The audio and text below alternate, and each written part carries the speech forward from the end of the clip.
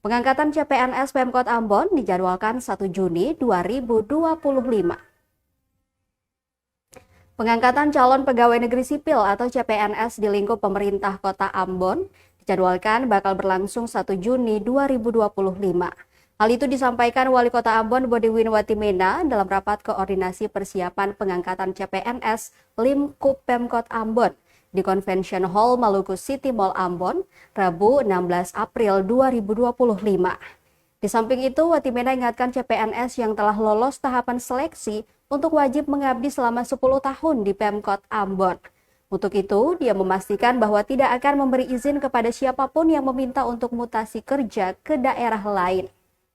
Watimena menjelaskan waktu pengabdian selama 10 tahun bukan tanpa alasan. Mengingat pemerintah setempat membutuhkan 947 CPNS ini untuk bisa sama-sama membangun kota bertajuk Manise ini.